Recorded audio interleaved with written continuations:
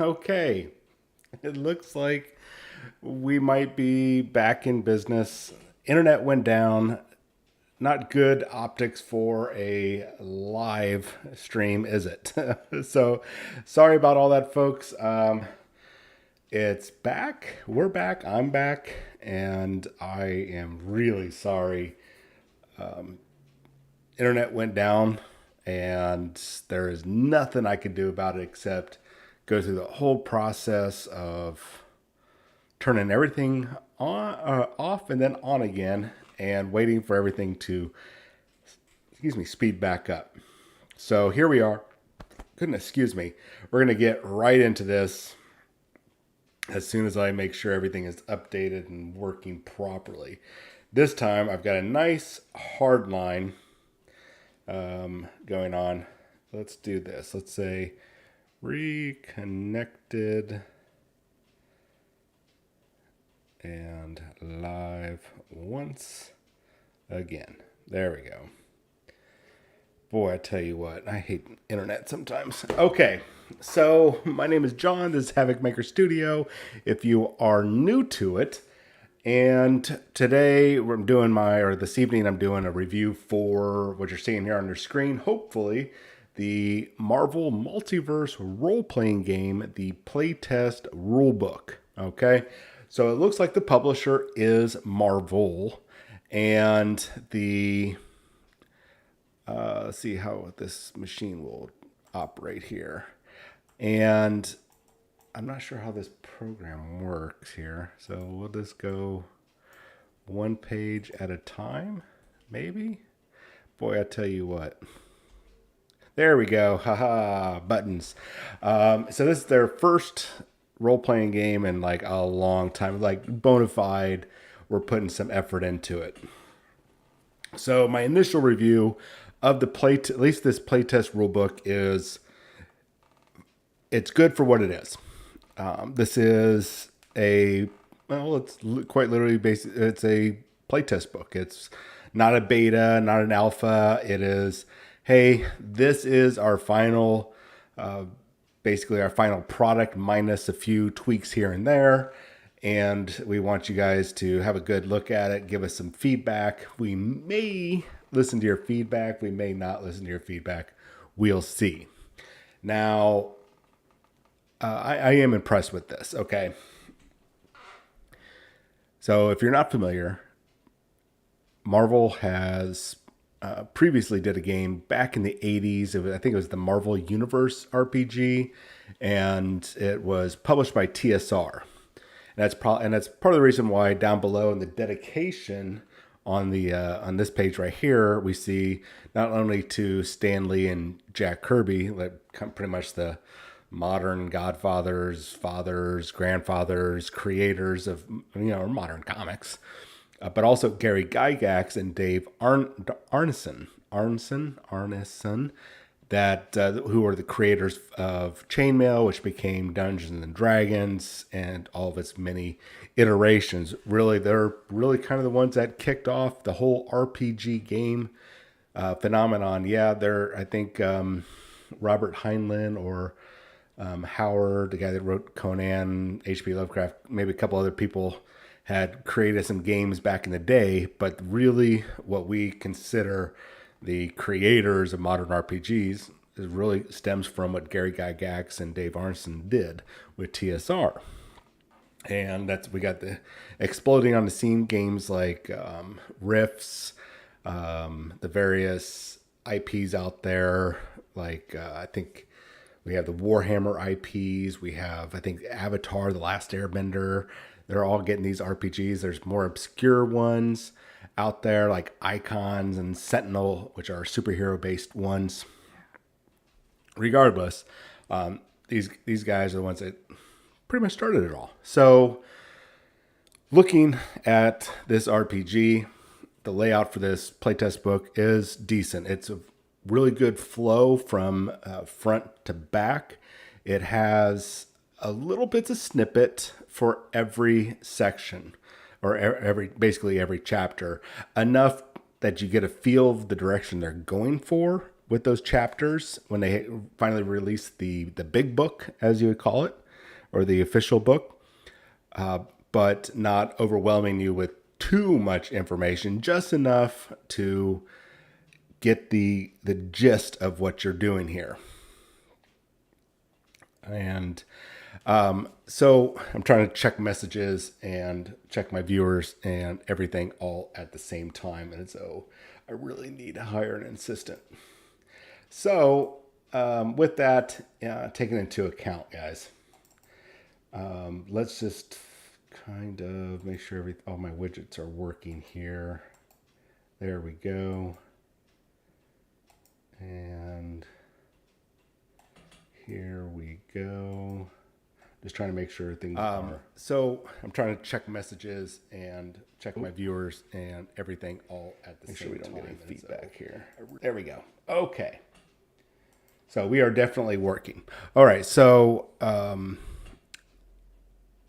I've seen some complaints. Now that I'm getting totally focused back in on this, I've seen some complaints already online that there's not enough content for those people just getting into the game.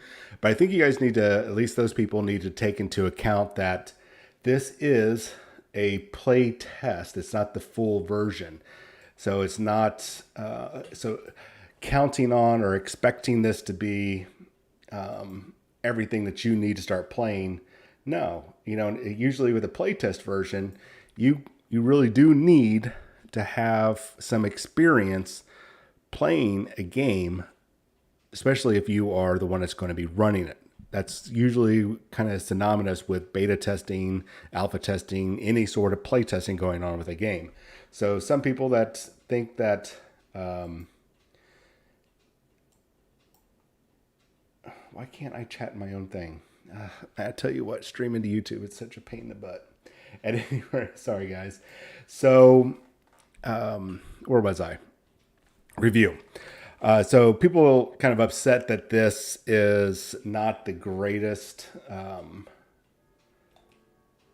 playtest RPG out there because of XYZ.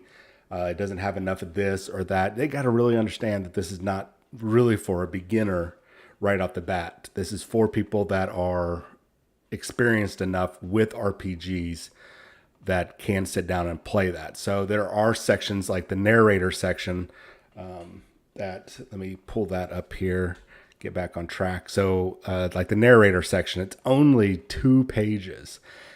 And that's not a lot. It really isn't when you're talking about a section dedicated to the game master and running the game. And that's not the type of content you really need to be play testing. What you are play testing here, this being a playtest rulebook, is the mechanics. And the mechanics is what we're going to be really talking about. I think what a lot of people are mostly interested in regards to this game, because there's a lot of confusion with their dice system. And I just want to see if there is a delay here. Okay, so there's a lot of confusion with the dice system, the number crunching. Guys, I'm really trying to get focused in here, trying to do several different things with these multiple screens that have kind of a mind of their own right now. And with the internet dropping earlier, just a little confusion. At any rate, let's get back on track. So the core mechanics, people were confused with the dice system, the heavy number crunching. Which direction is this all going to go? Because looking in the past with role-playing games that are superhero based, they're either too crunchy or too role-play-y-ish. So there hasn't really been a big or a good balance between the two. And yeah, there's some great games out there. Mutant Masterminds is kind of a crunchy system, less on RP, more on the crunch, where you turn around and I think it's called Masks from Monte Cook Games. It's light on the dice rolling, but heavier on the role-playing aspect. And I think Icons is another one that is pretty much a heavier on the role-playing, less on the dice. But there really isn't a good balance. And this one is looking like a lot of crunch. Now, hopefully, when the narration part comes out, we'll see a lot more for the role playing aspect. And there are some things that they kind of talk about in here with the dice mechanics that kind of lends itself to some of those other games I've talked about that have heavy RP interactions for performing your actions. Like you have to sit there and explain what you're doing with your power.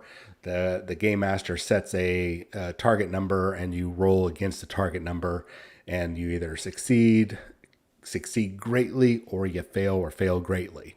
Other games look like, hey, you've got plus this, plus that, minus this, and you need to get this on the dice. Okay, cool. And this game is a little bit more on the dice heavy, it looks like initially. So let's just get into the core mechanics. I think that's what a lot more people really are interested in. And if you're watching, if you get a chance, go ahead and so I know that everything is working well here. Go ahead and type into chat, say hello. And if you have any questions about this, please, please, please ask away. So I'm not going to go over too much of the introduction. It's kind of the standard fanfare for introductions to RPGs. And I imagine that this is going to be a lot larger, a lot more content, probably double what they do here, which is only like 3 or 4 pages. They do have a thing here, play it safe, where it's kind of like, hey, be respectful and treat your other players with kindness. Don't be jerks to them. We're starting to see that a lot more in RPGs. Some have taken a little to the extreme with having print within the book or downloadable basically consent forms or an agreement forms to, hey, I will not do XYZ. Why with this game? Really kind of some silly stuff. And the fact that some people feel like they need that in a game, probably not ideal. But I think, when it comes to playing any sort of RPG, especially as the narrator, the GM, whatever you're called, the DM, Dungeon Master, Game Master, whatever, that you at least go, hey, group, what type of game do you guys want to run? What are some off-limit subject matter that you do not want in this game for whatever reason? We don't need to know the reason. We don't need to know why you don't want XYZ in the game. I just want to know what you don't want, and of course what you do want. So I think it's okay to have that sort of thing. You should really be doing that anyways with any sort of game, because you don't want to miss the mark with setting it up or really making your players uncomfortable to where they want to stop playing the game or just leave. So it's not being, all snowflakey. It's just being considerate to your players, which I think is a very important thing. So moving on, let's just keep moving on here. Playtest, session 0, it's kind of what we all talk about, what we just talked about. So let's talk about the core mechanic system. And this is the most important thing. And I think a lot of people already have this copy. You either you likely bought it. Maybe somebody gifted it to you like they did to me. I went ahead and bought a digital copy as well. That way I could travel around with it and be able to execute it here on the live stream. So the core mechanics, it's interesting, but it's kind of crunchy.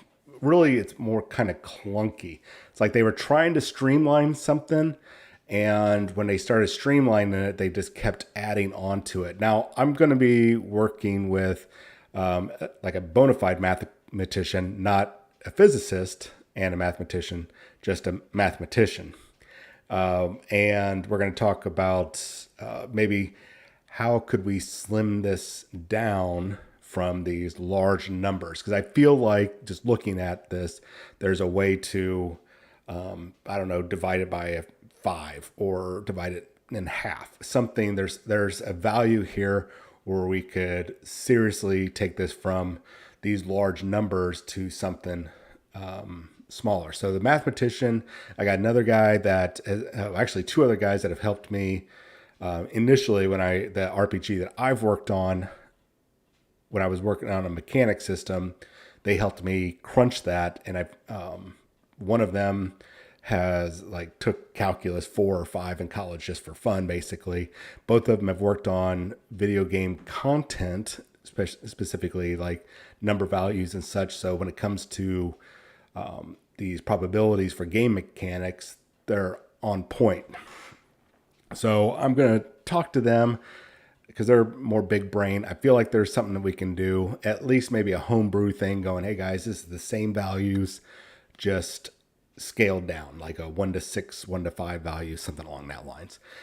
At any rate, let's talk about the core mechanics. This is the D616 system. Now, some of you will be like, well, there's no 616-sided dice yet. So how does this work? Well, you're going to roll 3 dice. So you get 3 dice that are D6s, get one that is a different color. And I imagine this is going to come with its own set of dice with the Marvel symbol for a 1. And you're going to roll these dice, and then you're going to add them up and add them or subtract modifiers to that total. So, and once you get that, that tells you what your target, your total value is to succeed. So we're looking for certain target numbers. Now, with why they call it the 616 system is that there's ways to get a botched roll and ways to get what they call a fantastic roll or the ultimate fantastic roll. So if you roll a 1 on that separate dice, what we're just going to call the Marvel dice, the odd colored dice. Let's say the other 2 are white. This one is red. The Marvel dice, if you get a 1 on that, it is considered a fantastic roll, as long as the other 2 dice are not 1s. And what that will mean is you count that as a 6, guys. You count that as a 6. Hey, what's going on, Grandpa Strange? And actually, I'm just going to read it. So if you roll a 1 on the Marvel dice and anything other than a pair of 1s on the other dice, that's a fantastic roll. You count the Marvel dice as a 6 and add the other 2 dice to it to get your result. A total of, or a roll of a 1 on the Marvel dice and 6 on each of the other dice is the ultimate fantastic roll of 18, which is better than rolling 3 6s, which is still 18, yes, but there are certain powers, traits, special abilities, certain events, maybe even some role-playing things that you want to be able to happen that require a fantastic roll or the ultimate fantastic roll, which is the 616. So this is the one time in any game that usually rolls D6s to determine something that you want to have at least one of those dice being a 1. Now, a botched roll, this is basically your critical failure, is if you roll a 1 on all 3 dice. That means bad things are going to happen, okay? It's an automatic failure, where the ultimate fantastic roll, 616, is an automatic success that ignore the trouble special rule, which we'll talk about. I know it's a little confusing, but once you read through it, you're like, oh, okay, I get it. So you roll your dice, you get your values, and then you add in your action modifiers. And then you compare that action modifier versus your target, that total value versus your target number or your TN. And that tells you, was I successful or was I a failure? Now, there are some things that will... there's ways to adjust that. And we'll talk about target numbers, what they call target number by rank, and how you figure that out. So they do have a modifier. So if you want to make things easier or harder, they have modifiers ranging from -7 at trivial. So that means that's really, really easy to do, to impossible, which is +7. So what you do with this, depending on what rank your characters are, or really I would say what the average rank is, because you can have mixed ranks in there. You take the average rank and you set that number as your target number, and then you add or subtract these modifiers to make it more easier or more difficult. So for example, let's go to the next page here. We have this lovely chart, challenge target number by rank. So rank 1 characters, these are right out the door, just got my powers, just got my blaster. I'm going to go blasting fools, whatnot, whatever it is you do with your superpowers, whether you're a villain, a hero, or somewhere in between. You are just starting out, where rank 25 is the high end. That is, you're like, we're talking max level character here. You're Thanos, you're Captain Marvel, you're probably Utu the Watcher, whatever. So each rank has basically is what is the base target number. This is to complete any sort of challenging difficulty, which a challenging modifier is 0. So if you just want, hey, to see if you're successful or not, then you use whatever the target value is. And it's always, it starts at 15, and then you are simply adding, every time you level up, you're just adding another point to that target number. So if you go from rank 1, you're at a target value of 15. You guys are now rank 2.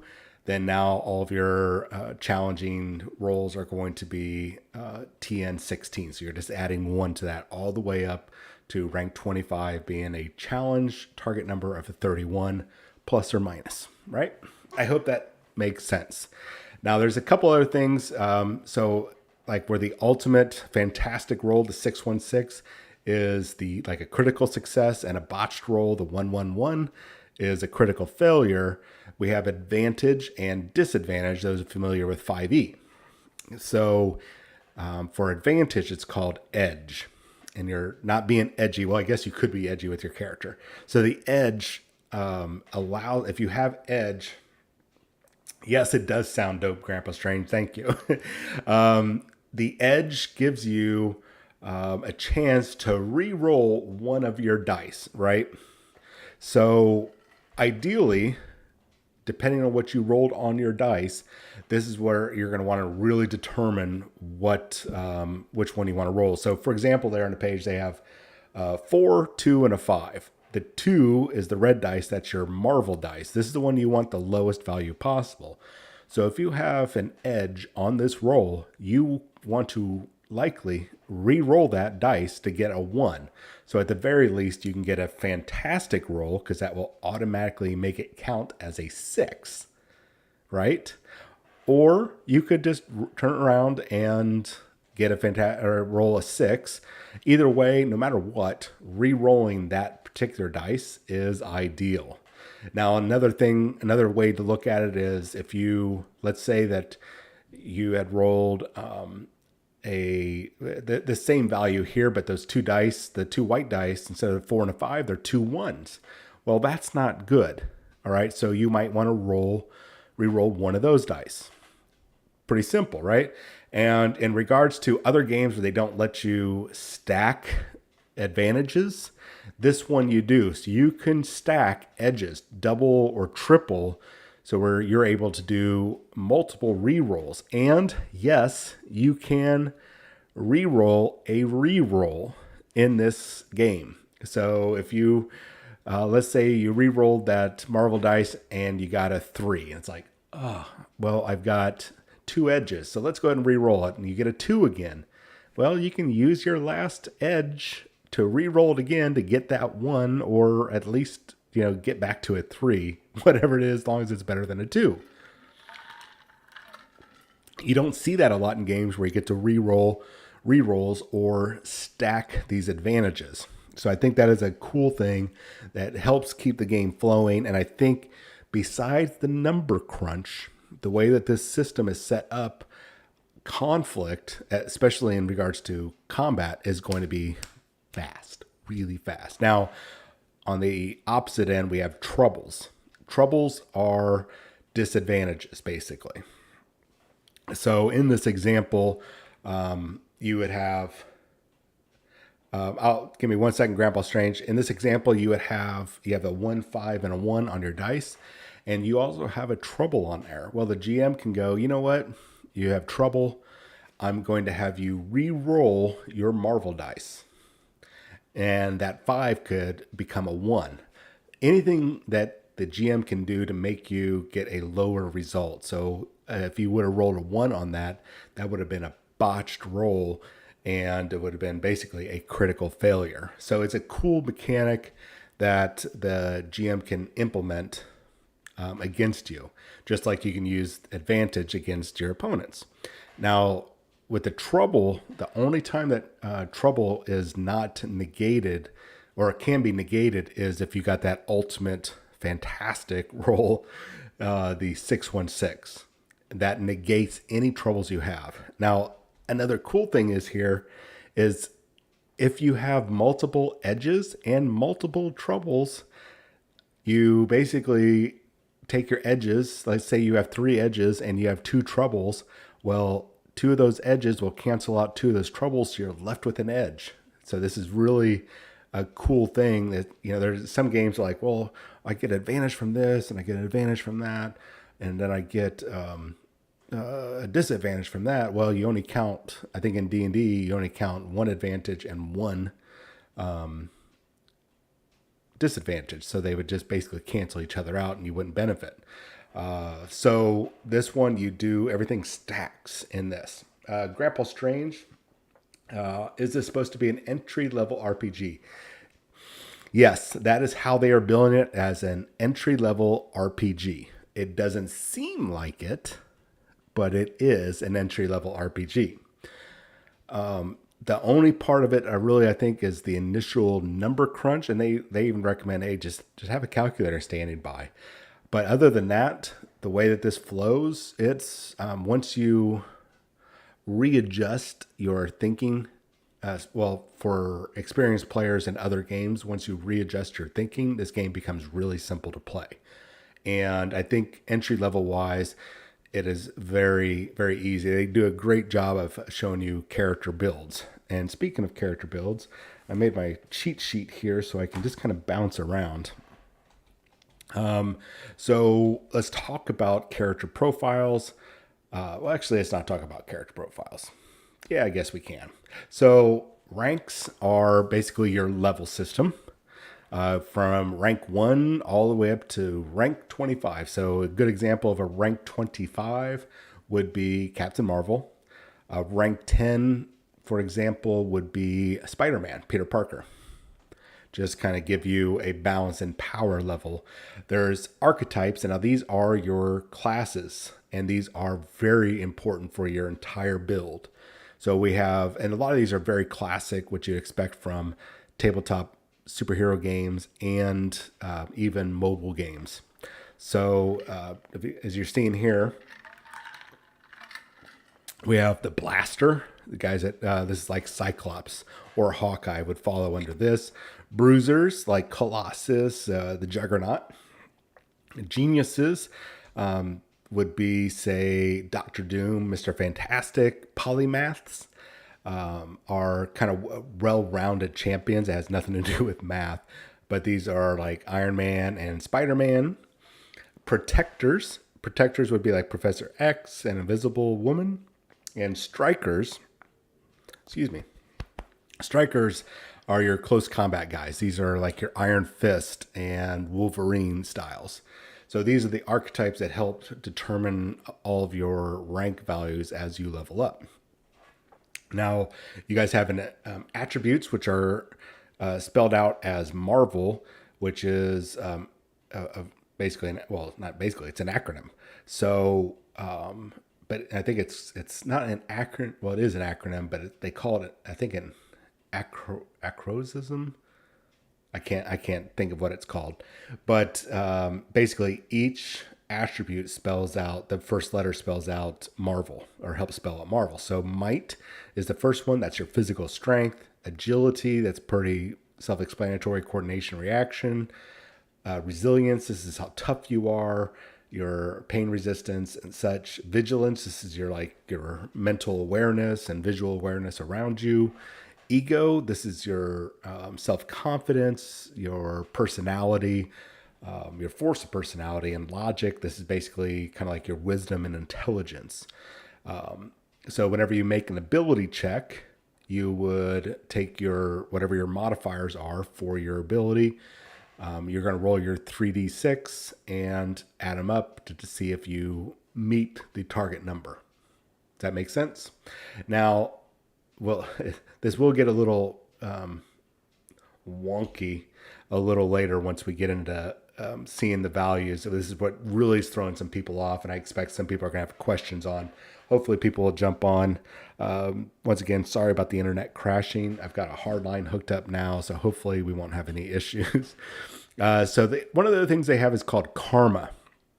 And the karma basically lets you do some extra stuff.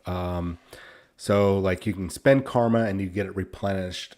Normally you get it replenished after you've rested like a full night's sleep. The only other thing that would stop it is if the narrator is like, I want to make karma a little bit less available, make it a more important value, so you don't just keep burning through it, that sort of thing.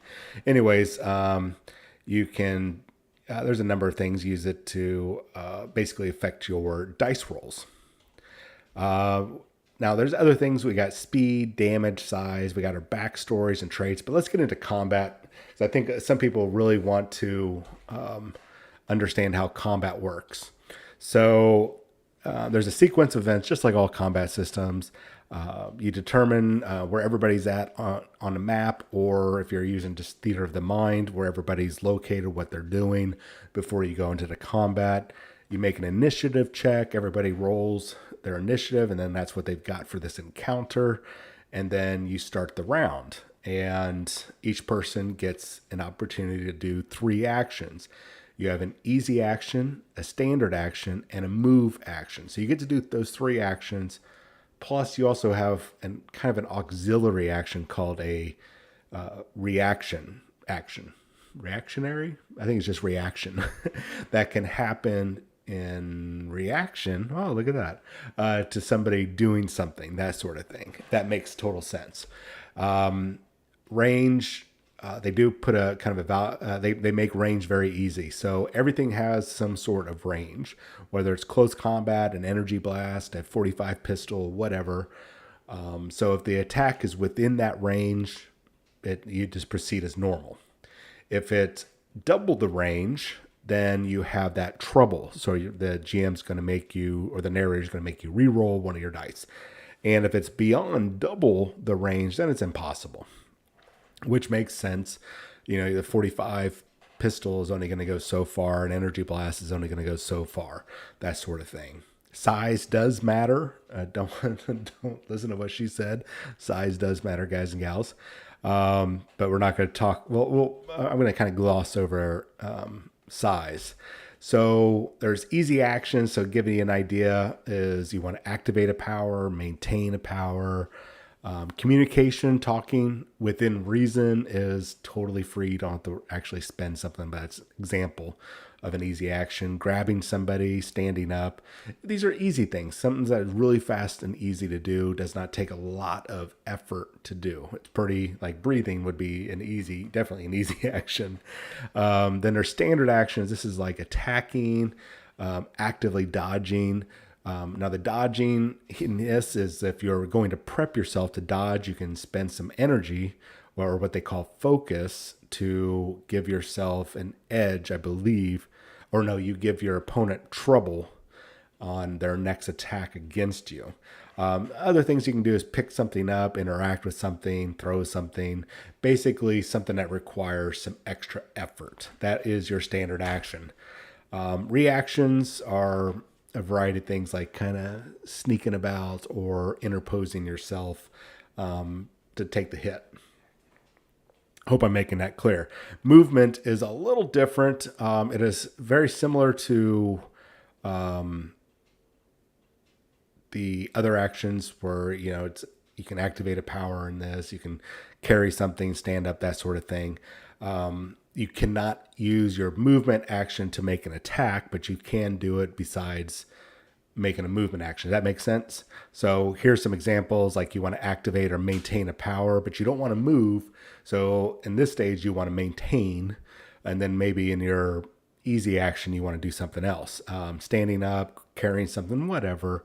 You can do that instead of a movement action. Now, movement, there's flying, gliding, swing, lining, that's Spider-Man stuff, teleporting, sneaking, towing.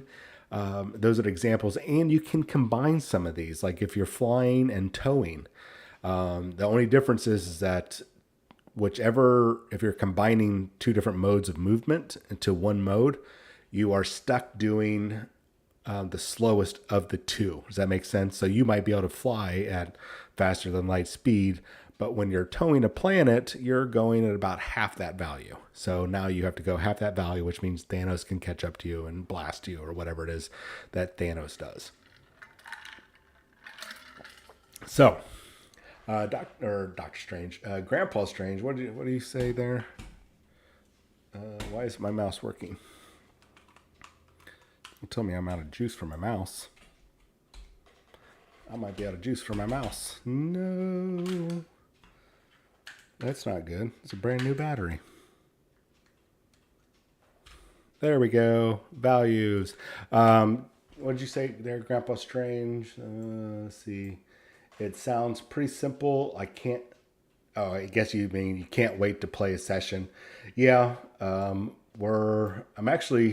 Anybody that's going to be going to North Texas RPG Con in, I think it's June, I am going to be running a session on, well, provided it's approved, a session of this on Friday, I think at 6 o'clock. I don't remember the time. But I might be running this in the future, especially, well, I know I'm going to be because I want to do some feedback. So anyway, so that's movement actions. They got stuff in here for dealing damage. Okay, so dealing damage is another one people are curious about because they've seen some of the damage values of some of the characters where it's like 3d6 plus 42 plus 7,000, whatever. It is these values are high. When I said that the number crunch is real, it is real. So, but they're usually big values. It's not too difficult math. So you might roll 3d6, get a 10, and you do 42 damage on top of that. You have plus 42, just an example. So now I'm doing 52 damage. It was that simple, that quick. So it's not that bad. Now, when you do the damage to somebody, it takes it off their health, or it might affect their focus, which is kind of like their mental health also. But anyway, so you do damage, and sometimes they might have damage resistance. And if you have damage resistance against whatever hits you, you reduce that damage that you've taken by that value. And if it's 0 or less, then you don't take anything. If there's a value left over, then you take the damage. There you go. It's very simple. Now, not a lot of people actually have damage resistance. I think this is kind of one of those built-in features of all these defense values, which we're going to cover here in a second, that kind of makes it difficult, or I can see it combat being a little longer. So probably the same length time-wise as, say, maybe a Dungeons and Dragons style RPG or a combat, maybe even less than that. But when you finally do hit, the damage that you're going to do, the fights are going to be over really quick. Unlike D&D with, I've got 230,000 hit points and you only did 622. I can do this all day. Well, this is going to be fast fights, guys. When they do happen. Now, what happens when you do take damage? Excuse me. When you do take damage, if you fall to 0, you're knocked out. Same thing with your focus. So if your health or focus drop to 0, well, if your health drops to 0, you're knocked out. If your focus drops to 0, then you are demoralized. So you're having troubles on all your dice rolls and a lot of bad stuff happens. Now, if you go below your health, you're not dead, but you are in the process of dying, if that makes sense. So, man, why are people... Okay. Sorry. people are trying to message me like, you're live. Did you know that? And yes, I know I'm live, guys, because I just set this up. So if your health ever drops below 0, you're not dead. But if your health ever reaches a negative value equal to what your normal healthy side is, then you are dead. So if you have 40 health and now you're at negative 40 or more, you're dead. Sorry, make a new character. Or with it being the Marvel Universe, you're probably going to come back. Okay? There's always a chance that characters come back. Very few characters stay dead in the Marvel Universe. I think right now the only character I know in the Marvel Universe that is dead is I think it's Bill Foster, the Giant Man. He was played by Lawrence Fishburne in the Ant-Man and Wasp movie. Basically, he was a guy who could, I think he went by Goliath at one point. He could grow really big and get really super strong. He was killed by a clone of Thor during the first Civil War. So big.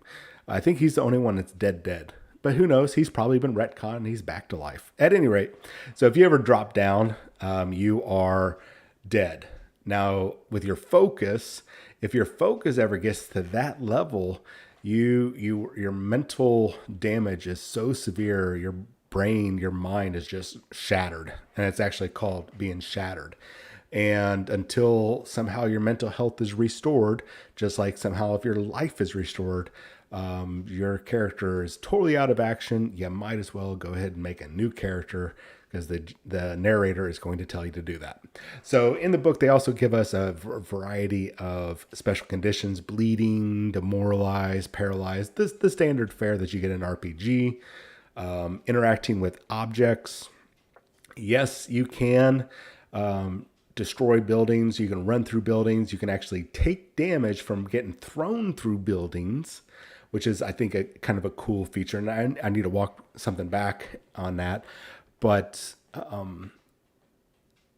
actually, let's jump right into that. So if you get a fantastic roll on your damage, so that's having that 1 on the Marvel dice and anything but double 1s on the other dice, then you have a fantastic result. And if you do, then you, for every I think it's every 10 points of damage, you throw the person, hey, what's going on, Marcus? You throw the person 5 feet away, you knock them back. And if they happen to run into another character or run into terrain, they will take damage and likely do damage to the wall, the window, whatever it is they run into. So they don't really cover that. I'm still having a hard time figuring that part out. I've read over the damage and objects and everything, and they talk about it, but they don't really show you how much damage you take from colliding with an object. So that might be in the actual hardback rule book when it comes out next year. But they do talk about picking up objects and throwing them, how it adds damage modifiers to your damage roll. So I like that. And then, of course, plowing through objects. They give kind of like, just right now, just some really small values or a small window of values, like jumping through a window. You need to cause at least 5 points of damage when you go through, or you end up just kind of running into the window. Same thing with walls and doors and such. Let's see here. Let's see what Marcus says. I pre-purchased the rule book and it's really hard to sift through. Do you have the PDF or do you have the soft copy?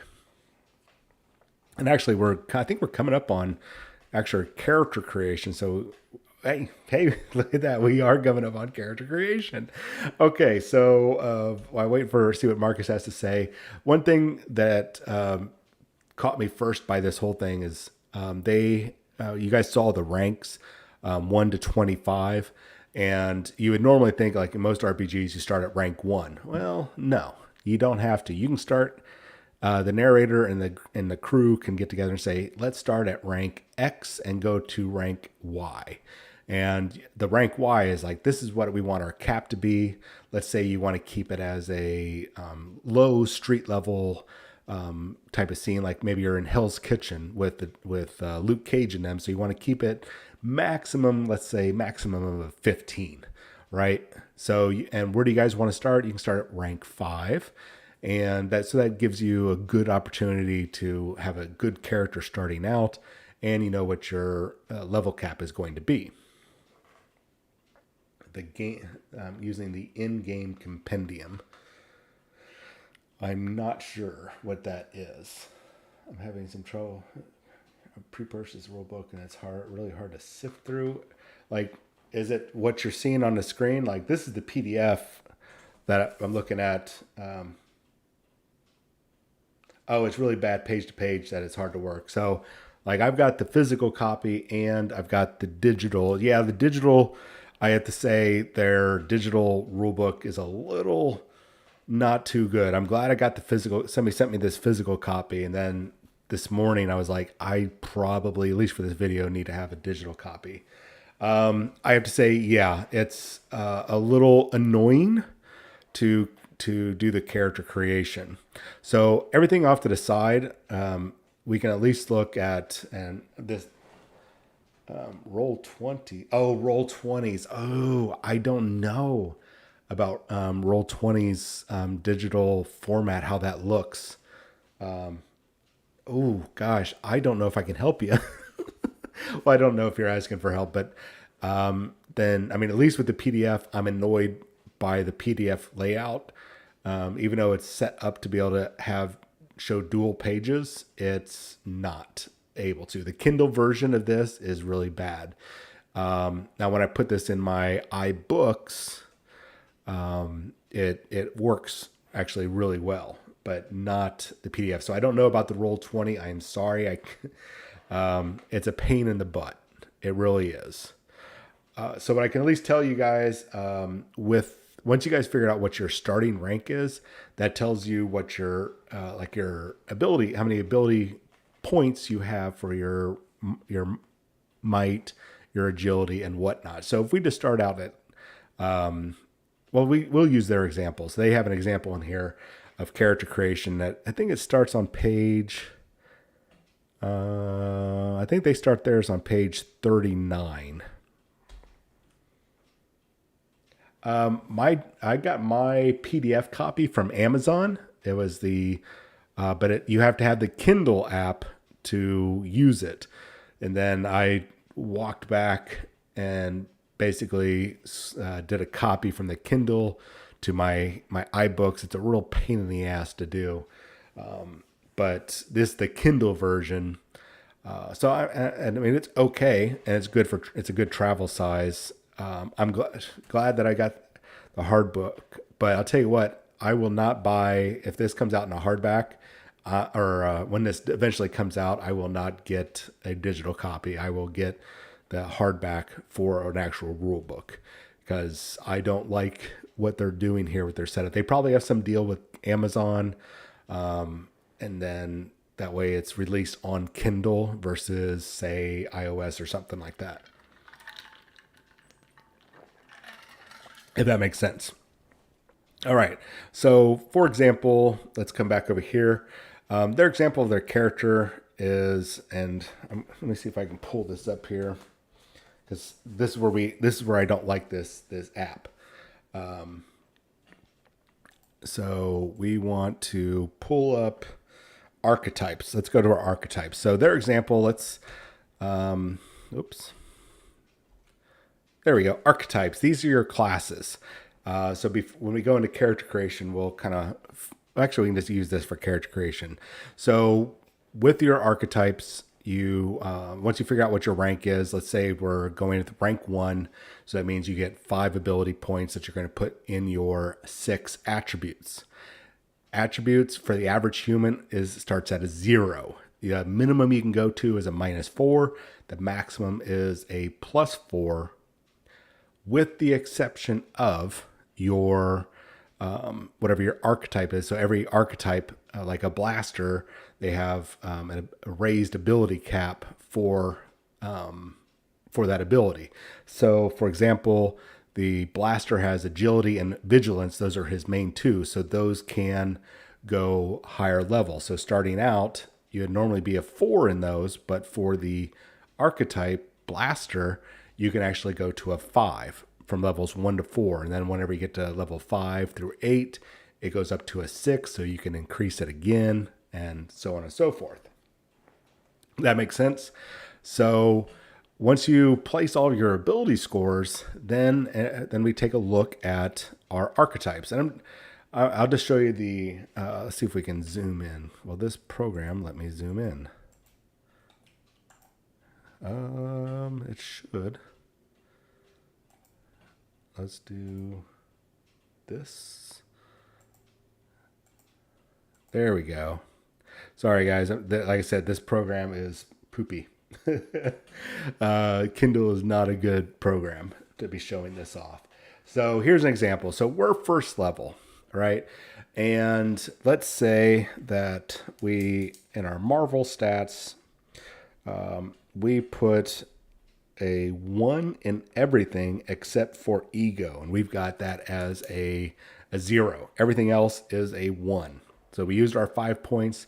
And now we get to take a look at this somewhat confusing chart here. And we're like, what the hell is going on here? So starting at rank 1, you see a variety of values. So let's take a look at might. It says +2 and a 12. What that is, that first number, that +2, those are your modifiers. Whatever that plus value is, that's your modifiers. The second value is your defense for that attribute. So every attribute has a defense. And this basically is what becomes your target number. So to determine what the final value for these are is you take whatever that value is for your rank. So let's take a look at might, for example. Might is, for rank 1, is a +2 and a 12. So that means that you are going to add 2 to whatever your attribute is for might. In this case, we made it a 1.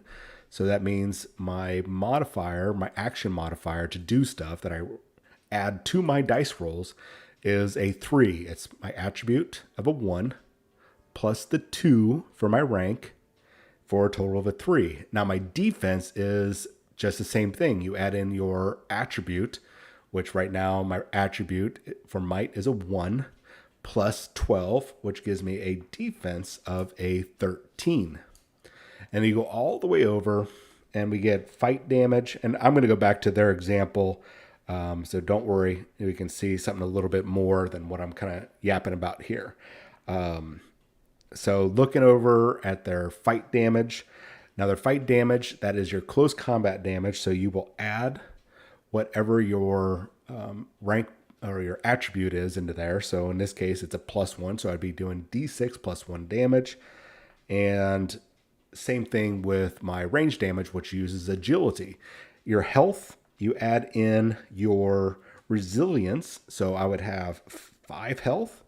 And then my focus would be 6 plus my vigilance, which I also put a 1 in. So I would have a 7 focus.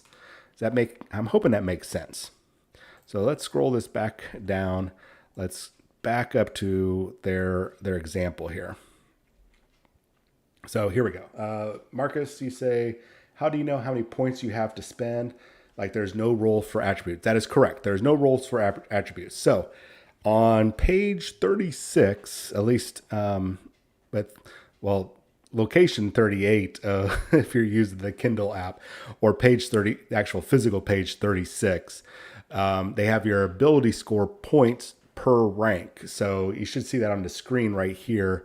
I probably need to shrink this down a little bit more or scoot it down. Can I scoot this down? I cannot scoot this down. There. Oh, well. So this chart right here shows you. So you look at what your guys' whatever rank it is you are right now. And in this case, for our example, we're using rank 1 just to keep it really simple. And it says points available is 5. That is how many attribute points you get to add to your 6 attributes, a total of 5 points. So that's more than likely you're going to put a 1 in everything, and then one thing is probably going to have a 0. Does that make sense? I hope so. And everything has a maximum value of 4, with the exception of your character or your archetypes attributes. You say, okay, so you just add as you see fit within the max. Yes. So, and your base stats are based off of that. Correct. So let me show you their example, like 2 pages over. This is the example of their character. So he had 18 points to spend.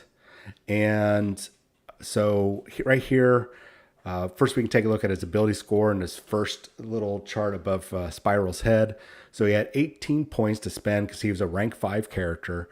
So he put 5 into his might. That's his ability score. 5 into agility, 1 resilience, 2 vigilance, 1 ego, and 4 into logic. That should equal 18. Yeah, it does. Okay, math, right? Yes, your health and everything else are based off that, but your attributes add to those as well. So like your health, you will add in your resilience attribute or your ability score, and focus, you'll add in your vigilance. And then whenever you take a look at, we can back up here. Oops. So looking at these values, so here's this chart right here. Oh, gosh darn it, it's not showing up there. Well, you can see it at the top. I don't know why my screen is doing that. Let's shrink that down. There we go. Perfect. That worked a lot better. So we see on this chart here at the top that at rank 5, these are your modifiers. So your action modifiers, like this guy put in his might, he has a 5 in his might. So you add that +6. And they kind of show that over here. These are all the modifiers for what the rank of his character or his class. We can just call it his class abilities or his class modifiers. So you take all your class modifiers, you add them to your various ability scores, and that gives you your action modifier. That's what you use to add to your dice rolls. Does that make sense? I hope so. And then the second number in on your archetype is usually like a number like 15, 10, 22, 72, whatever. You are going to add your ability scores to that. That is your defense score. And then you end up with like this third chart over here. Basically, these are his total values. I'll just have to buy the book. It will be way easier. I tossed to follow, and my friend. Oh, cool. It's a little annoying at first, but once you follow their character creation, like I said on page 39, thank you for the follow. Around page 38, 39, you follow their example, and all of a sudden it just starts clicking. It's a little clunky, but it does work out. It will work out fine. Basically, you're adding whatever your attribute is, whatever your ability score is, however many points that you put into your might, agility, resilience, vigilance, ego, and logic. Each of those, you are going to be adding that onto the various things along your archetypes of rank. I hope that makes sense. So, moving on here. I'm hoping it does. And if you guys have questions, please let me know, because it was a little confusing for me at first, and I had to get through it.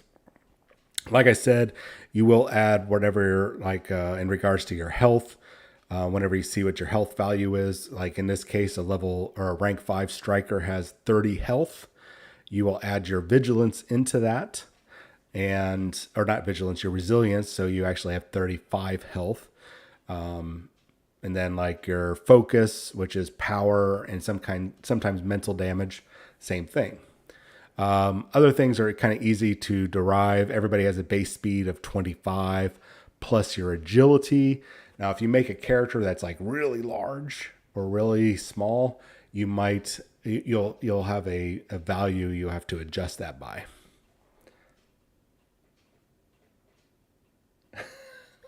No problem. No problem. I took some clonazepam earlier, and I'm feeling pretty good right now with this. It does get easier, guys. Trust me. Trust me.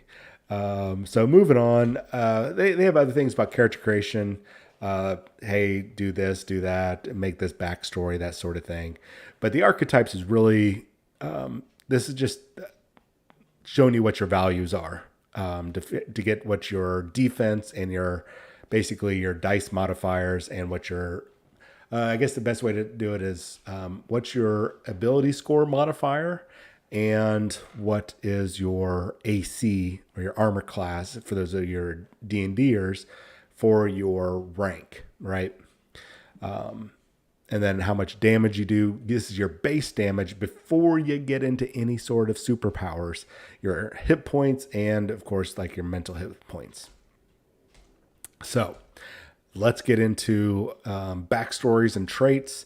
Backstories and traits, basically, it's your background. This is kind of like telling you where your character comes from. Now, they didn't put, I don't think it doesn't look like they put every single origin in here, but everybody's got an origin, like alien, you're a god, you're a mutant, magic, high tech, and I think there's weird science and one or two others that they have not put it. I think two others that they have not put in here.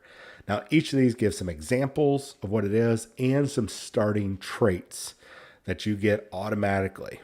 So you'll pick your origin. So let's say I'm a god. So I get god heritage, enhanced physique, and worshipped.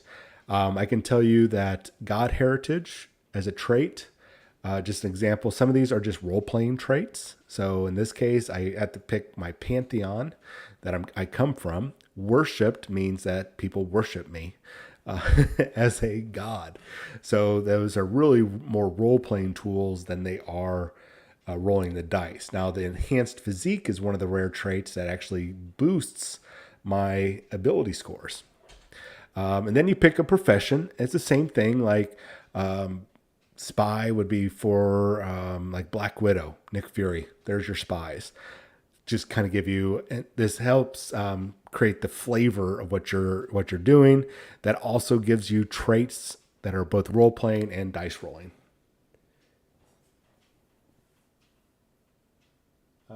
Joe says, Marcus, there's 2 ways to get it online. Roll D20 and forget the other site, but both are 10 to put the other one online. I know we'll add the updated stuff to the site. Okay. Well, I know Kindle, like right now I'm using the Kindle app to do that. So that might be the other one. Oh no, I think there is another one. Oh, Demiplane. It's Demiplane. It's just not out yet. Okay, so traits, these are just like extra abilities. You will get a bunch of free ones at character creation, and then as you rank up, you'll get extra traits. And there's some really cool ones in here, some role-playing ones, so it's really, you'll have to work with your GM on some of these. Just so you guys can have an example of some of these, like a signature weapon would be like Thor's hammer or Captain America's shield, and you work with your narrator to give it some sort of ability. So in like this game, they gave the Thor's hammer basically the ricochet ability, so it always returns to him after he throws it. So it uses the shield power to return to get it back. Okay, can we do something about blocking that? I don't know if I can block that. Sorry about that, guys. Let's see if I can block it on this right here. Hide user on this channel. Aha, victory is mine. Take that, person. Okay, sorry about that. That's weird. Oh, is it still going? Oh, message deleted. Okay, sorry about that. I haven't had that ever happen. Something else is like, let's see here. There's another one that I thought that actually might be a superpower. Secret identity. Maybe it's signature attack. Oh, well. I thought there was another one that popped up in my brain pan that I wanted to mention. Oh, there we go. Surprising power. So the character can choose a power they normally wouldn't be able to use. So let's say the web slinging or web lining or swing lining, basically the movement power from the spider power set.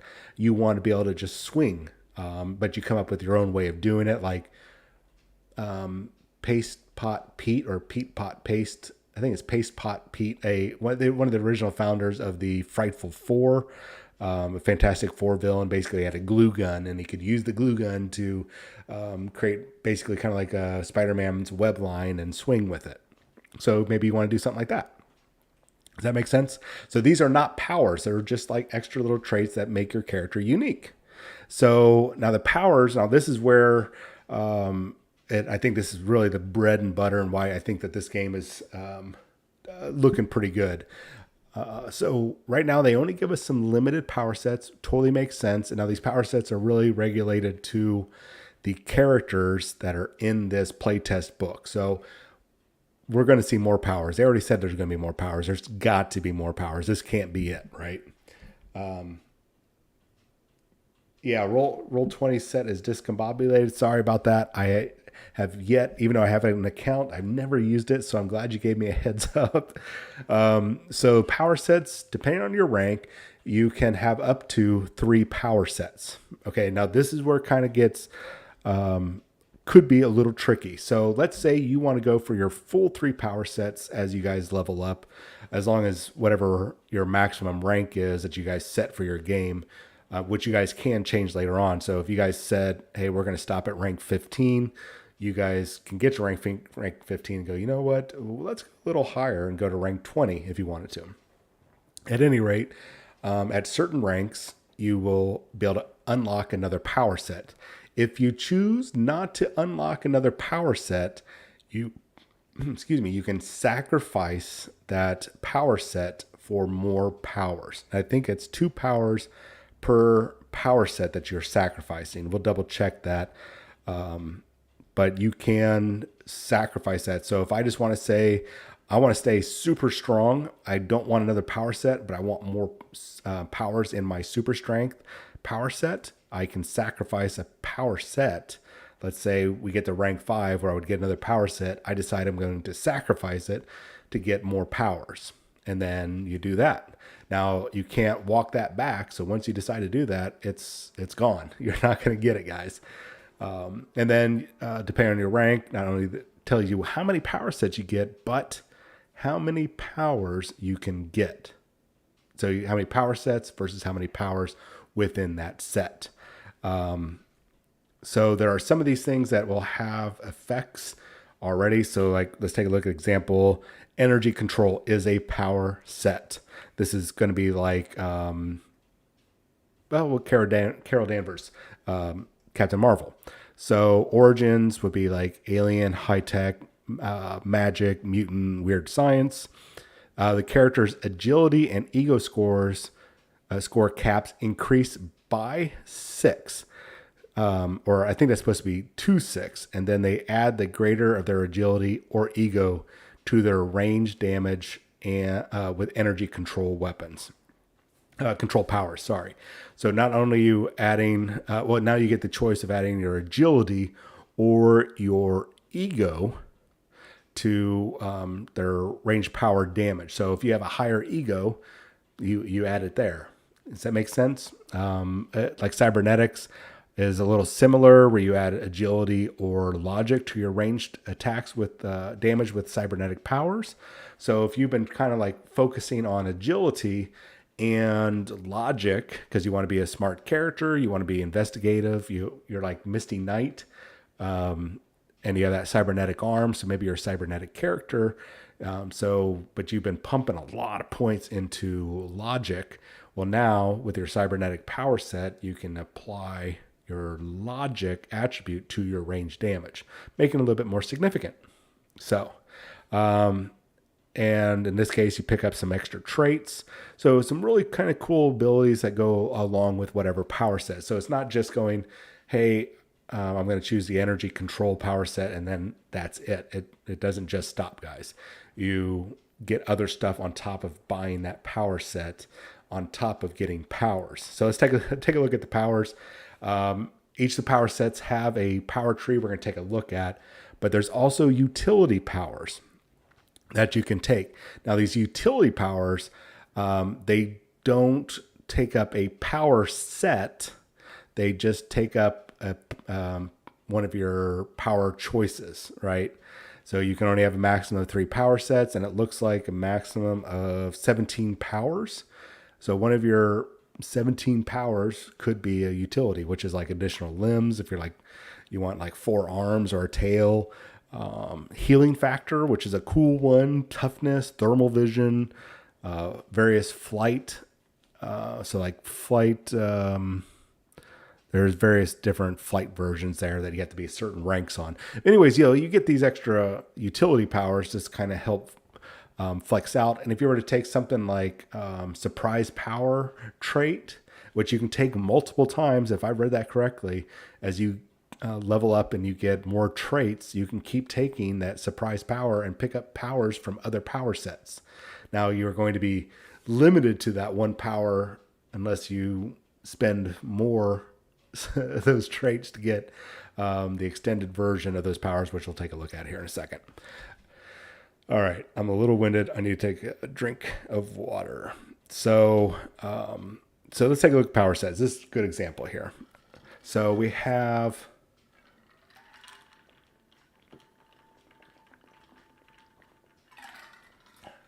both books are $10, which I think is kind of disappointing.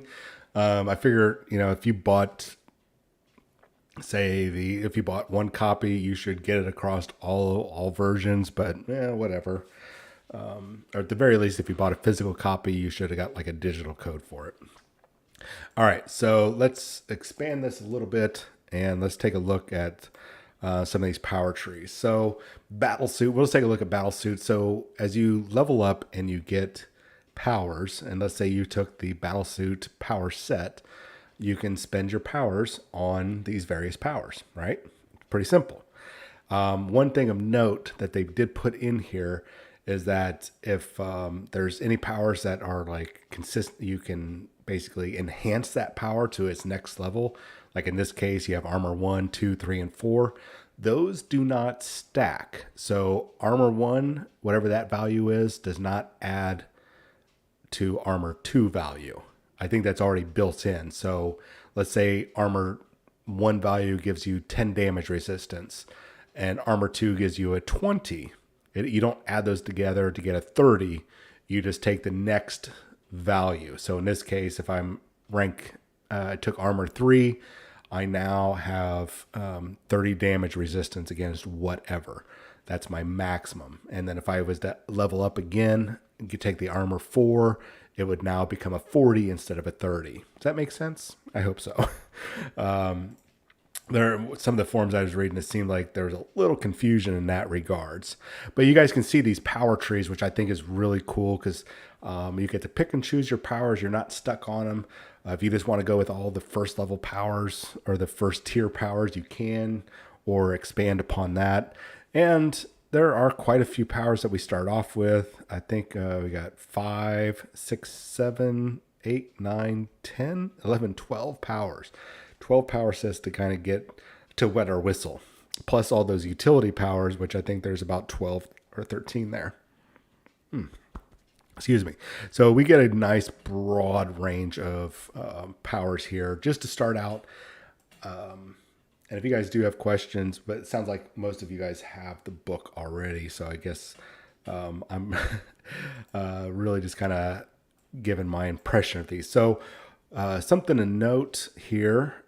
I want to be able to give an example. Let me scroll through these. So, okay, we got Energy Blast, right? Energy Blast is from the Energy Control power set, obviously. And so let's use this as a way to kind of break down its basically its function. So the power set tells you where it comes from. So Energy Control prerequisites for the Energy Blast is you have to be at least rank 10 and have Energy Wave. It's a standard attack. So in this case, since it's a ranged attack, you'll be using agility. to determine if you hit them or not.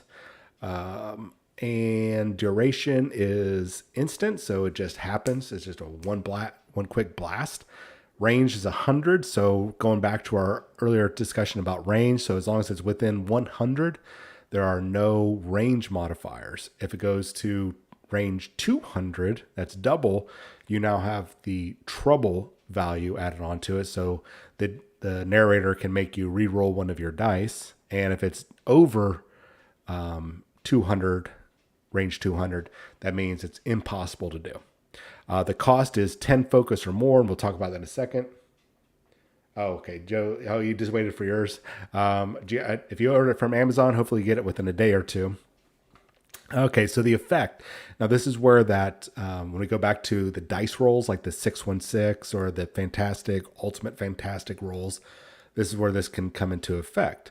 So normally, the energy blast, you make a ranged attack to somebody in line of sight. It inflicts ranged physical energy damage plus 1 point for every point of focus that you spent. So you at least spent 10. So you're going to be doing 10 damage plus your dice roll, plus your ranged attack damage, right?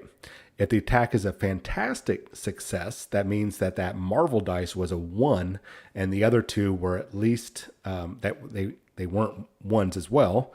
Then you now do double damage, right? And they're blind or dazzled until the start of their next turn. So that's why those fantastic results, which is kind of like a critical success light, versus the ultimate fantastic roll, which is the granddaddy of successes. So I hope that makes sense there. So a lot of powers, whether they're reactive, they're active, they're defensive, they all have, not all of them, but some of them you'll definitely want to be reading about these ahead of time. If you get fantastic successes, then that's where you're going to get more effects. And that's why there's a lot of number crunch, and it is kind of the difficulty of success is a little higher, but the payoff is very well rewarding, and it will make these conflicts happen a lot faster. So I would say, in regards to, say, Dungeons & Dragons 5e, just using that as an example, the combat, the action, at least looking at this from the outside in without actually having sat down and played it, I would say that the action is going to be about 25, maybe 35, 33-ish% faster than, say, a D&D 5e, regardless of what level you are. I think the leveling would scale, but I think the combat, because the combat is going to be very fierce, the damage output is going to be very, very severe, that these conflicts, just like they can be in comic books, are going to be over in an instant. So like Spider-Man versus Captain Marvel, she lands one hit, he's probably going to be on his way knocked out if she hits him with an energy blast. I hope that makes sense. So I think these will go faster. It's just the number crunch is the only thing that's going to kind of slow the game down just a little bit initially. And then all of a sudden we're going to be like picking it up really fast. All right, so lots of powers. We've got lots and lots of powers. We got pages and pages. I think we got like 30 or 40 pages of powers, guys. And the art in here is great. There's some new art in here. There's old art, art from their whatever comic lines, the ultimates, the what ifs, the whatnot. They're all in here. The artwork is actually really, really good, really enjoyable. So we do get 10 characters. So we got like Black Panther, and this is a good way to kind of see what other archetypes are. So he's a striker. Captain America is a polymath. We got Captain Marvel as a blaster. Now she is the highest ranked character in here, and she is very devastating. Looking at like her ranged attack is 3d6 plus 77 plus 9. Now, don't let these values intimidate you. So one thing you can probably do ahead of time is, as you, like in this case, I would already have my, that 77, which is that 3d6 plus 77 is the value from her her archetype. And then the +9 is from her agility. So that's 77 and that agility, I would already go ahead and have already added together and probably in a little number block on my power, on my character sheet. That way I can go, okay, it's actually +86, whatever my 3d6 roll is. That makes sense? I hope so. But these numbers can be a little intimidating or a little frustrating. But I think when you take into account the fantastic rolls and they don't like to do the big numbers. It's tantalizing, but for I think old school RPGers, veteran RPGers, it's just like, really, are we in this day and age where we have to do these big values like this? Can't we keep it a little bit simpler? No, apparently not. Apparently not, guys. I mean, it seems a little regressive to have these big values. We're talking like Pathfinder level. This is really somewhere in between Pathfinder and 5e on the mechanic system, the dice system, or not the dice system, but the modifiers. The dice system is there's a variety of dice games out there that use 2d6, 3d6, 6d6. So that's not a big thing. But the modifiers I'm going to be honest, is annoying. But that is the only annoying thing I have so far in regards to this game. Once you get past that, then everything actually is really simple.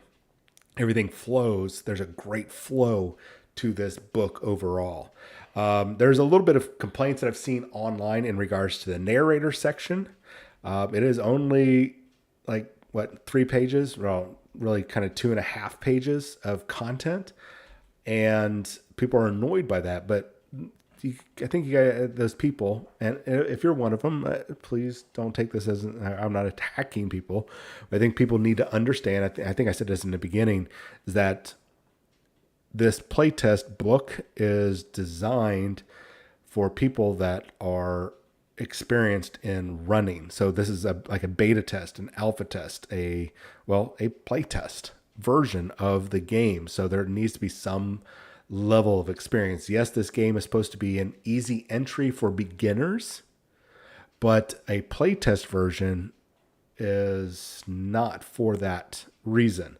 The final version, yes, I imagine that the narrator section is going to be at least, I'd say 10 times bigger than what it is. It's probably going to be about 30 pages of content versus 3 pages. So 10 times larger. And we'll get not only more, like here they're talking about theater of the mind, using maps and such, working with ranks, mixing ranks, and really kind of not a whole lot of how to run a role-playing game, the different methods, the different suggestions that they can come with, what you see in a lot of RPGs. I think one of the best GM books that I've seen right now, or game mastering books, is the Symborum game from Free League Publishing. Probably has the hands down best game mastering book that covers every topic that I think any GM would want to really actually cover. And they do it very well.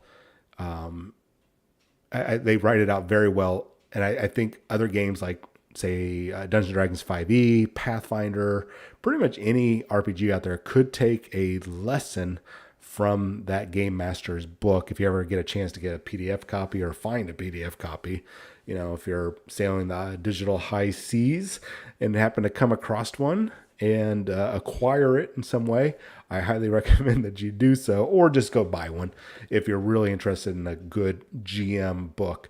And yeah, that content is directed towards the Symborum RPG, but it's very easy to look at it and go, okay, well, I just pull out all this fantasy content or any fantasy references, which is light, and then I just put in Marvel or whatever it is, whatever game you guys like playing. Now, the other thing people are complaining about also, and I can kind of agree with, is this first adventure, Enter Hydra. It is short. It is 2 pages of, 4 pages if you don't count, 5 pages. Okay, so there's a couple pages there. So we get our first villains, Hydra, and all their kind of get an idea of what the basic villain guy is. Now, these are all rank 1 villains, so you guys can see what it would be like to be a rank 1 character against rank 10, 15, 25. So there is some good content in here, but it's really more of a fight simulator of anything else, which is really what we're looking for, I think, in this playtest guide, to get, because they want feedback from this on their website. Actually, if you go to the marvel.com/RPG page, they actually have a survey on there, and it's something especially if you're buying the book, you're going to run the game, you're going to play the game, and you're looking at this book and you're like, what the F, or this is great. Give them the feedback. Now, I don't know if you're able to do multiple sets of feedback, so be very cautious about when you're ready to do that feedback. At any rate, I don't know what I was saying. So I think this is mainly a combat style adventure. It's more about fighting than it is the role-playing aspect. And I am going to be running this at the North Texas RPG Con, provided that they approve it, which means I'm going to have to go into this adventure and I'm going to have to stretch it out, because I've basically got about a 3.5 hour, because you have to take some time before and after to get acclimated. So really about a 3.5 hour session for this basically 3 or 4 page adventure. So I'm going to have to stretch it out and do some extra stuff, but it's a play test. And that's should be noted. I think actually I noted that in my entry for North Texas RPG Con. So provided I do get approved, we will be running this with some adjustments. So especially as people will be buying this and they'll be knowing what's going on. Well, we're going to have to add some RP stuff in it, because that's what you're there for, and we want to spice up the content. So overall, and then the back of the book, so far, the glossary is really good. I like or the appendix, I like how they not only give you kind of a brief explanation of what the topic is, but also tell you what page everything is on. I really like that, instead of, hey, here's blinded and the page number. Well, I don't want to have to go to the page number. I just wanted a brief summary. Oh, okay, then that's what that means. I think that's really cool. Also in the book, they've got the character sheets, and they do have black and white and colored character sheets on their webpage you can download, and the map for this adventure you can also download. If you are going to be running this game as a playtest, or even in the future, I'm going to highly recommend that you print off these two reference pages. If you've ever run a game before, you know how important it is to have that reference tool, especially with a new game system and you're trying to go through on how everything works. Then this is really an ideal tool to print off. And even like when I go to that North Texas RPG Con, I'm going to have at least one of these pages, probably this first page right here. So it has the action check, sequence of combat, the challenge ratings, and the modifiers. So I can at least go, hey guys, we're going to be doing a difficult challenge right now.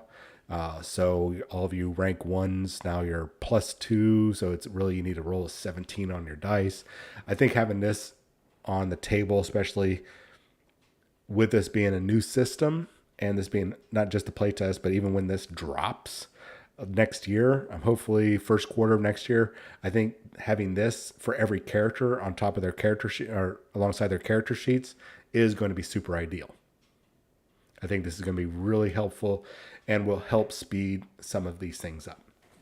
Okay, so I don't know what you guys think of this. Do you guys have any questions? I know I've been answering or pretty much explaining everything as we've been going, but do you guys have some questions in regards to anything, really?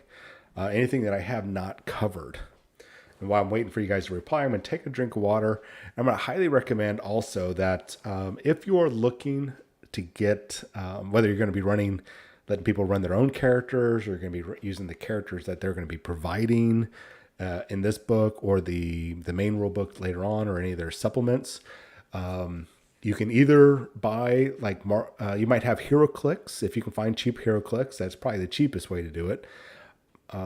Or there's Marvel Crisis Protocol from Atomic Mass Games, which That's an entirely different game system. It's a skirmish game, really great miniatures. I really love those miniatures. Actually, I talk about them a lot on this channel. There's other companies out there, and maybe after I had this video finished and I can go back down into the description, I'll put C27 Minis and Terrain, Trident Studios, and Nuclear Firefly. They all have Marvel Crisis Protocol STLs of various characters. So if you don't want to spend the small fortune that the actual official game has, but you want to get some of these classic heroes and villains that are available right now, then you can download the STLs if you have a printer available, or just get the name of the stuff and go to Etsy and get them for like $8 to $10. That way you've got some miniatures for the game. Now, if you got players that are looking, this is going to be my recommendation, is that if you got some players that are looking to have their own characters, which probably most will, either take one of those STLs or those characters I talked about and modify the paint job or whatever to say, oh, this, yeah, it looks like it's Deadpool, but it's really not. It's hardware tools. Yeah, that's his name. Or Dead Tool. Yeah, we'll call him Dead Tool. Whatever you want to call your character.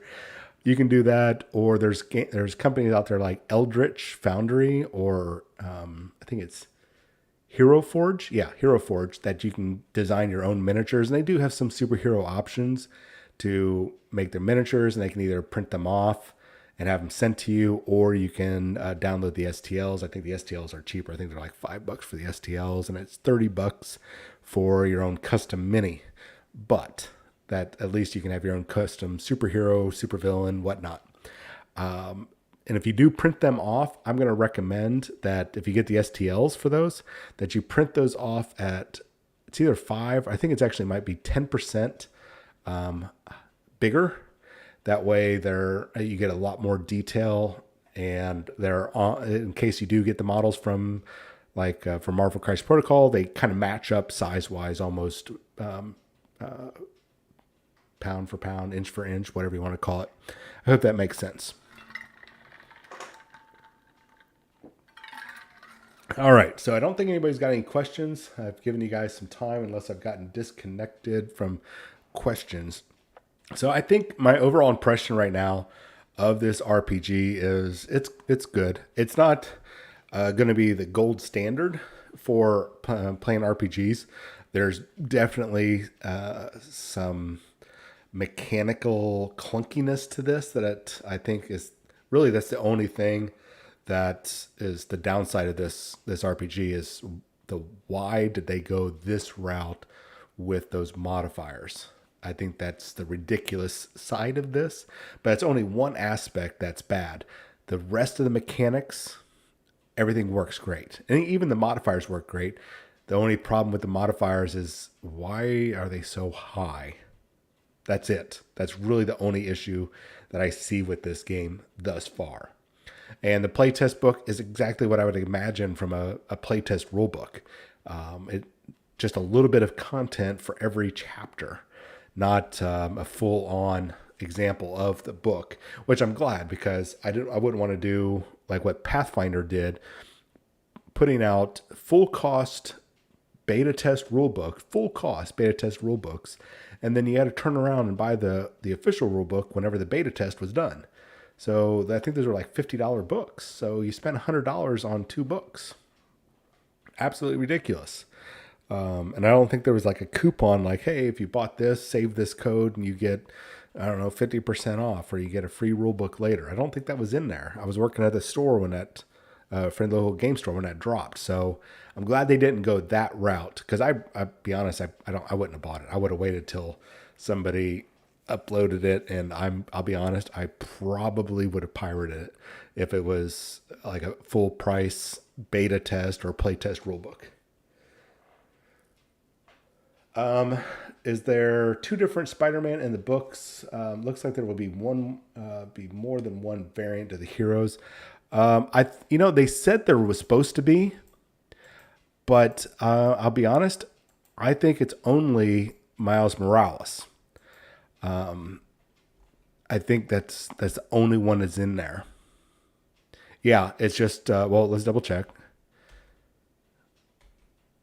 Yeah, I believe they said both were in there. I think, yeah, because yeah, it's Miles Morales. They there was somewhere on their one of their websites, and I don't think it was on the websites. Maybe it was on Amazon or one of the other sites that were advertising it. Had said that there was a Peter Parker available. In fact, you know what? Let me check. Let's check marvel.com/RPG. I might have an answer for that. Let's see. Let's check out their. Oh, the just so you guys know, the errata, FAQ and errata that they have on their page, it's already been rolled into the book. So I don't think you need to worry about making any adjustments or anything. So let's take a look at something here, just in case they included. I know you guys can't see it, but trying to see if there was a Spider-Man. Nope. Okay. So they didn't include the other Spider-Man. And I'm positive that they said that there was Peter Parker and Miles Morales. And they're just saying, oh, they're the same character, just use the same stats. Yeah, they're not saying it. It must have been like Amazon. Actually, well, check Amazon. Why not? We got a moment here to take a look at this. Oh, you stupid thing! Just take me to the gosh darn.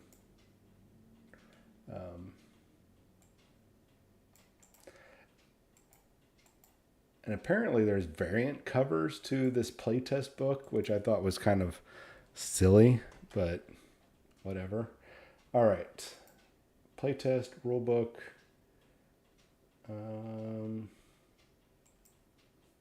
Yeah, I don't see where it said that. I know I've read it somewhere. They did talk about it as being a thing. So I'm not sure what is going on and what is going on with my screen. Okay, I'm not sure what's going on with my screen. Things are a little wonky. Maybe it didn't like me opening up that window.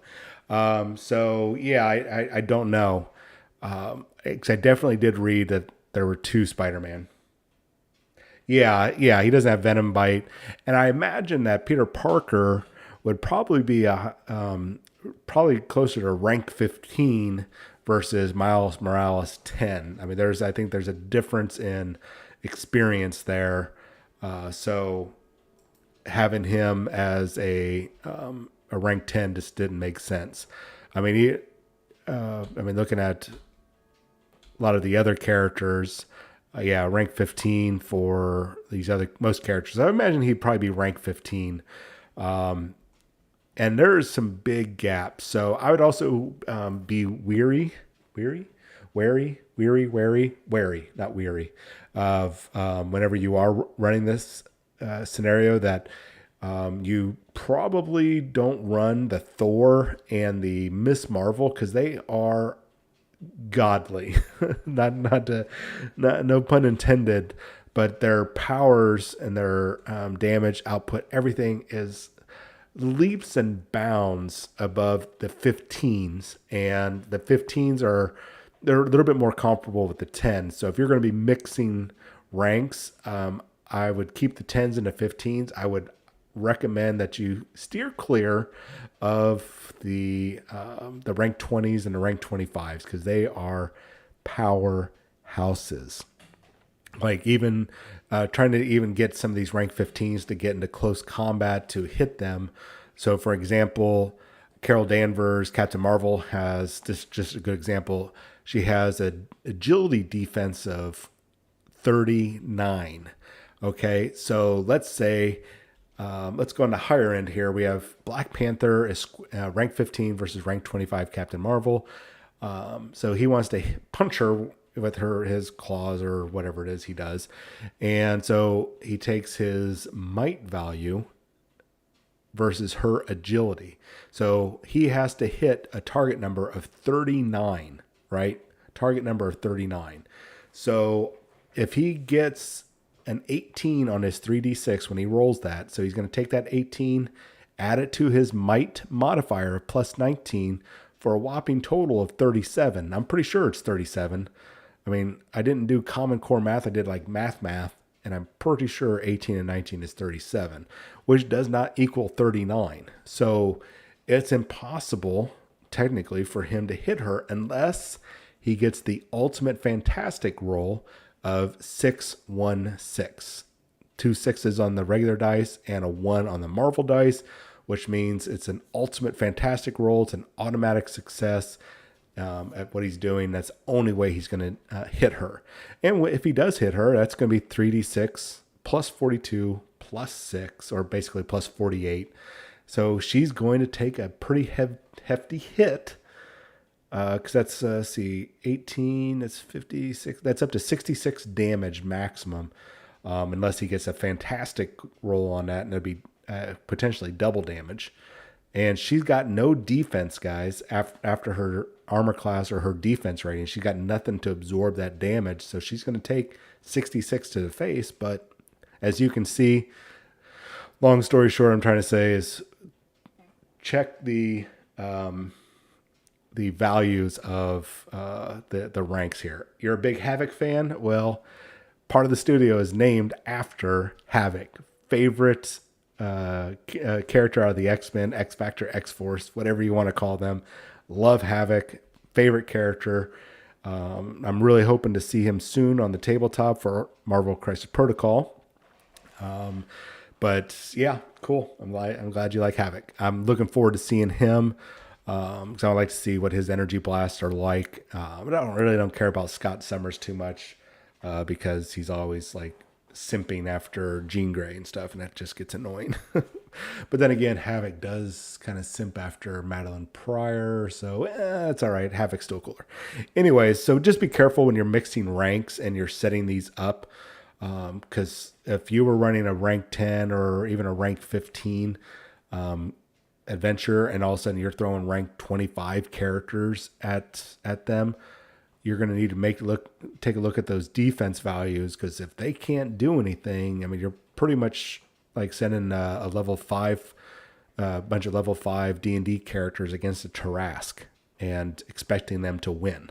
It's not a good look, and it's going to kind of ruin the game unless you got some sort of narrative going on.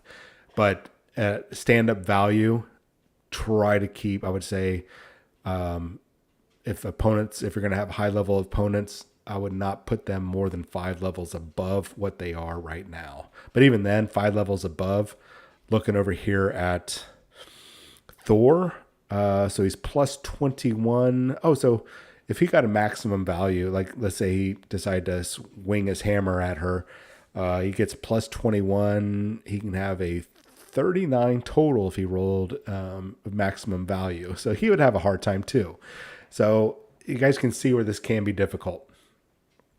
So just be cautious when you are scaling up encounters, because it starts getting exponentially more difficult, and nothing's going to ruin a game more than you're throwing Thanos at us, and we're like D-Man and Frogman, and this guy's playing Stiltman for some reason, and we're street level thugs and heroes, has-beens and washouts, and we're fighting Thanos? Are you serious? So just be cautious when you're doing these ranks, and we'll cover more of that once we get closer to the actual release and we see more information.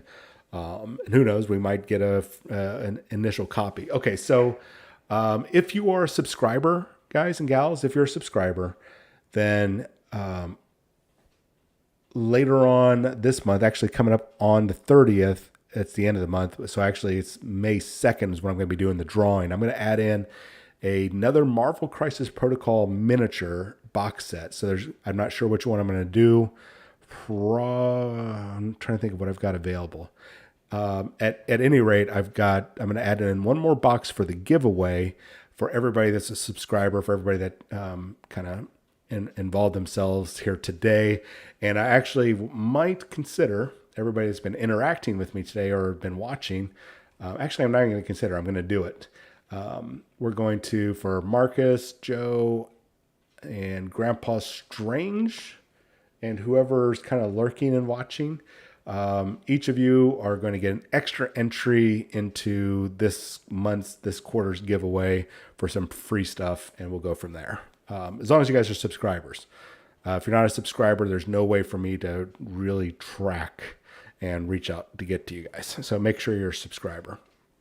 Other than that, I really do appreciate it. If you guys do have more questions or you have comments on this sort of thing or any of my episodes for anything, especially in the future for this RPG, please leave a comment, especially if it's a bad comment. Like if you got a dislike, at least let me know what you dislike about it so I can fix it in the future. At any rate, you guys have yourself a wonderful evening. I am exhausted and I need to figure out what is going on with my screen, why it is behaving like that. And, it just disappeared. So I think that might have solved it.